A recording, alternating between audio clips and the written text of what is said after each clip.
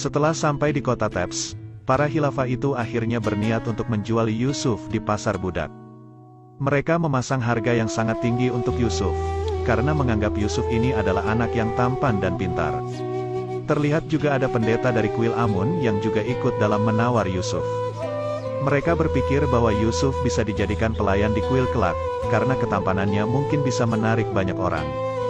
Mereka berusaha menawar Yusuf kepada Malik, tapi harga yang ditawarkan belum cocok, karena menurut Malik Yusuf memiliki keahlian lain yang membuatnya menjadi mahal. Di tengah transaksi, datang malaikat Jibril mengatakan Yusuf untuk tidak bersedih, karena telah dijual sebagai budak, karena sebenarnya kelak Allah yang akan membeli mereka semua. Jibril juga mengatakan bahwa mereka semua tidak tahu yang mereka tawar saat ini adalah wali Allah, yaitu Yusuf bin Yakub. Tak berselang lama, datang seorang bendahara Mesir yang bernama Putifar mencari beberapa budak di pasar. Setelah dia mendapatkan beberapa budak, dia melihat keramaian yang sedang terjadi yang membuatnya tertarik. Dia pun lalu ikut menawar Yusuf, karena dia sangat tertarik dengan ketampanannya. Para pendeta berpikir jika mereka tidak boleh kalah dari Putifar. Walaupun mereka menawarkan harga 10 kali lipat, tapi Putifar yang kaya raya menawarkan harga yang sangat tinggi, yang para pendeta tidak bisa lagi menawar, karena harganya sudah melampaui batas mereka. Sahabat Malik lalu berpikir, memalukan sekali mereka seolah-olah sedang jual beli barang. Dan andai mereka tahu, emas seperti gunung pun tak sebanding dengan Yusuf. Pada akhirnya Putifar yang memenangkan tawaran itu dan membawa Yusuf menuju istananya. Yusuf kembali terpana melihat keindahan kota Thebes, dan terlebih istana putih yang sangat besar. Saat Yusuf diajak masuk, datang asisten Putifar bernama Pulifer mengatakan bahwa tuannya telah mendapatkan harta karun yang sangat berharga, dan orang bodoh yang menjual anak itu pasti akan menyesal nanti. Putifar membeli Yusuf ternyata untuk menghadiahkan kepada istrinya yang bernama Zulaikha, agar menjadikan Yusuf menjadi pelayannya dan mungkin saja dia akan diangkat anak oleh Zulaikha nantinya. Zulaikha yang melihat Yusuf pertama kali pun langsung terpana melihat ketampanannya. Ketika dia mengetahui nama anak itu adalah Yusuf, dia berniat akan mengganti nama yang cocok untuk tinggal di Mesir. Pulifer pun memberitahu nama Mesir yang mirip dengan Yusuf yaitu Yuzarsif. Nama itu akhirnya menjadi nama Yusuf saat ini, karena Zulaikha juga sangat menyukai nama itu. Jadi sekarang kita menyebut Yusuf dengan nama Yuzarsif saja, agar nantinya kita tidak kebingungan.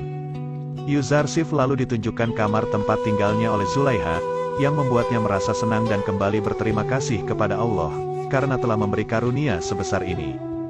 Jibril lalu datang dan mengatakan kepada Yuzarsif, bahwa inilah yang Allah janjikan kepadanya.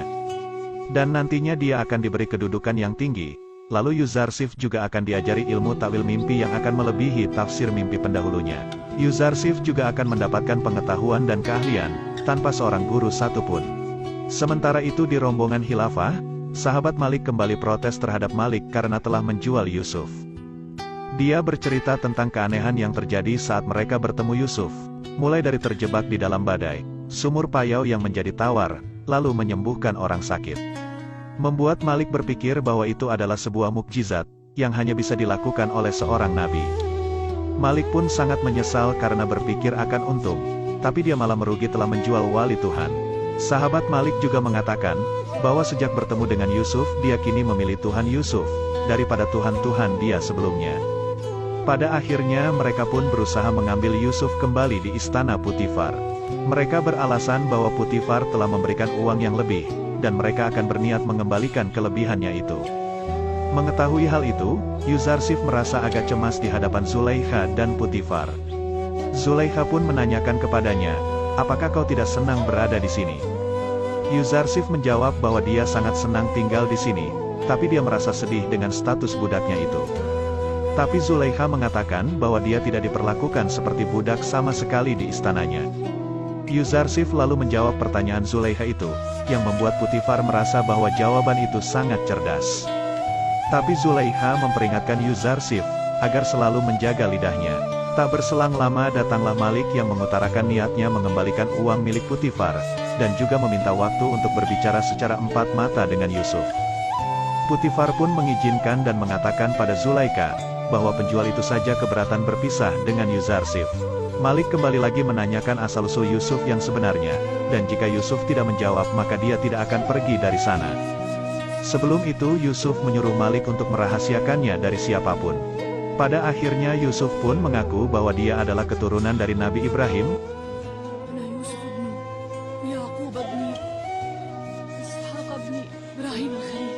Malik sangat merasa berdosa karena dia telah menjual saudara sepupunya sendiri.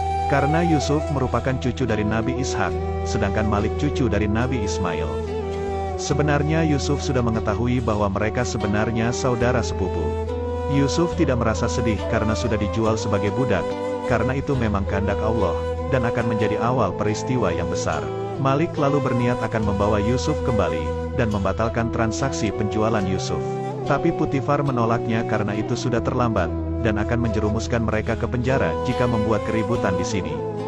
Malik pun terus meminta agar Putifar membatalkan transaksi itu, yang membuatnya terlibat keributan di sana. Dan akhirnya mereka berdua akan dijebloskan ke penjara oleh Putifar, akan tetapi Yuzarsif memohon kepada Putifar untuk membebaskannya. Mereka berbuat seperti itu karena mereka sangat menyayangiku Yuzarsif. Hal itu membuat Putifar memaafkan mereka, dan mengurungkan niatnya untuk menjebloskan mereka ke penjara. Karena kejadian itu, sekarang Yusuf bukan lagi seorang budak. Karena semua uang Putifar yang diberikan kepada Malik, dikembalikan kepadanya. Zulaikha lalu mengatakan kepada Putifar untuk mendidik Yuzarsif sedikit demi sedikit, agar menjadi anak yang penurut dan bisa hormat kepada penguasa Mesir. Malik dan sahabatnya yang diusir pun berdebat di luar istana, karena Malik sudah kehilangan Yusuf sementara sahabatnya telah mendapatkan Tuhan dari Yusuf. Oleh karena itu Malik berniat akan menunggu Yusuf di Mesir, sedangkan sahabatnya disuruh pulang menuju kampung halamannya bersama para khilafah yang lain. Singkat cerita Yuzarsif yang sudah didandani oleh Kali Mama asisten Zulaikha, terlihat sangat tampan dan bersih, yang membuat Zulaikha merasa terpesona kepadanya. Kali Mama juga memberikan surat bukti penjualan Yusuf yang saat itu ditandatangani oleh Samun dan Malik. Setelah Putifar dating, dia disuruh Zulaikha untuk mendidik dengan benar, agar bisa menjalankan kehidupan di dalam istana dan bersikap di hadapan para pembesar di Mesir. Kali Mama memulai menghasut Zulaikha, jika Yuzarsif tidak mempunyai tata karma, karena tidak mau tunduk kepadanya. Tapi Zulaikha malah memuji Yuzarsif karena terlihat tampan menggunakan pakaian itu.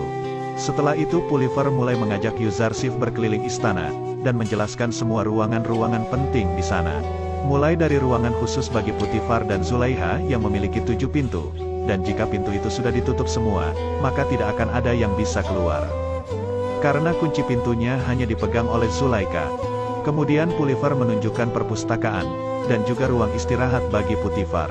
Lalu ruang makan bagi mereka, yang selalu disajikan makanan kelas 1 dan buah-buahan yang segar. Setelah keluar istana, Yusuf ditunjukkan ruang para budak dan pelayan istana, di mana nantinya akan lebih sering mengunjungi tempat ini daripada tempat lain yang ada di istana. Selanjutnya Putifar menunjukkan ruang pembuatan kertas yang biasa untuk menulis warga Mesir.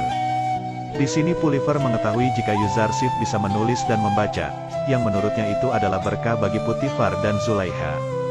Ketika mereka sampai di ruang penyimpanan makanan, salah satu pelayan di sana terpana melihat ketampanan, yang membuatnya menumpahkan makanan yang sedang ia siapkan. Di sana Putifar mengumumkan bahwa sekarang Yuzarsif akan membantu dalam membagikan makanan ke semua penghuni istana. Karena Yuzarsif adalah anak yang cerdas dan bisa menghitung makanan untuk setiap bagian masing-masing. Yang terakhir Putifar menunjukkan kuil Amun, di mana mereka menyimpan dewa-dewanya di dalam sana.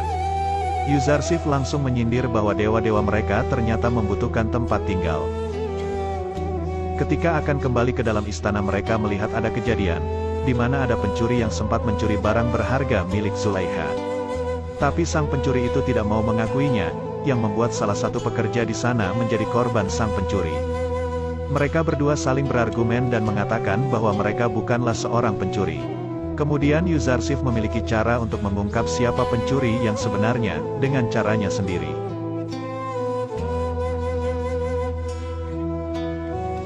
Dan pencuri itu langsung mengakui kesalahannya, yang lalu ia dijebloskan ke penjara. Semua penghuni istana begitu kagum dengan perbuatan Yuzarsif yang sangat cerdik itu. Kejadian itu langsung diceritakan Gulliver kepada Zulaikha, yang membuatnya merasa berterima kasih kepada Potifar karena telah menghadiahkan anak yang sangat cerdas kepadanya. Sementara itu, dikarenakan Yakub yang masih mencari keberadaan Yusuf, menanyakan kejadian yang sesungguhnya kepada seekor serigala. Dengan izin Allah, serigala itu berbicara kepada Yakub dan dia tidak mengetahui kalau para gerombolan yang menyerang anaknya. Kemudian Yakub kembali bertanya kepada anak-anaknya sekali lagi apa yang telah mereka lakukan kepada Yusuf. Tapi mereka tetap tidak mengakuinya dan kembali mengatakan bahwa para gerombolan segala telah memakan Yusuf. Yakub langsung memotong perkataan mereka dan mengatakan bahwa serigala menyangkal tuduhan mereka. Yahuda merasa heran bagaimana bisa serigala berbicara dengan ayahnya. Tapi Benyamin langsung mengatakan bahwa dia mendengar sendiri kalau serigala itu berbicara dengan ayahnya. Sebelum pergi, Yakub kembali memperingatkan kepada anak-anaknya agar segera mengakui perbuatannya sebelum terlambat. Dan jangan lagi menuduh para serigala yang telah membunuh Yusuf. Kembali ke istana, akhirnya Zulaikha akan mengangkat Yuzarsif menjadi anak angkatnya, dan mengatakan niatnya itu kepada Potifar. Zulaikha juga menceritakan bahwa Yuzarsif berhasil menangkap pencuri yang telah membuat kegaduhan di istana siang tadi. Keputusan Zulaikha itu tidak disetujui oleh asistennya Kalimama, karena itu adalah hal yang berlawanan dengan tradisi dan keyakinan penduduk Mesir, bahwa orang rendahan seperti Yuzarsif tidak sepadan dengan bangsawan seperti Zulaikha. Tapi Zulaikha berpikir jika Yuzarsif sudah menjadi anaknya, maka dia sudah memiliki gelar bangsawan seperti dirinya. Kalimama juga mengatakan bahwa mungkin saja keyakinan Yuzarsif berbeda dengan penduduk Mesir, dan memusuhi dewa Amun sesembahan penduduk Mesir saat ini. Hal itu langsung membuat Zulaikha akan mengajari Yuzarsif adat istiadat Mesir kepadanya. Kemudian saat Yuzarsif sedang membagikan makanan, dia mulai berdebat dengan pendeta kuil yang akan mengambil makanan, tidak sesuai dengan jatah yang ditetapkan oleh Yuzarsif. Mereka akan mengambil 20 jatah makanan, yang padahal pendeta di sana hanya berjumlah 5 orang saja. Mereka beralasan bahwa para dewa juga membutuhkan makanan, tapi Yuzarsif berkata bahwa dia belum pernah melihat dewa-dewa itu makan sekalipun. Para pendeta itu dipermalukan oleh Yuzarsif di hadapan para penghuni istana, yang membuat mereka marah dan akan melaporkannya kepada pendeta tertinggi di kuil Amun. Namun hal itu diketahui oleh salah satu pelayanan yang bernama Mimisabu yang juga sahabat Yuzarsif di istana. Ia mengatakan bahwa para pendeta akan membunuh Yuzarsif jika mereka mengetahui Yuzarsif tidak menyembah dewa Amun. Tapi itu semua tidak masalah bagi Yuzarsif, karena dia percaya kepada Allah. Kalau dia tidak menghendaki maka tidak akan terjadi apa-apa.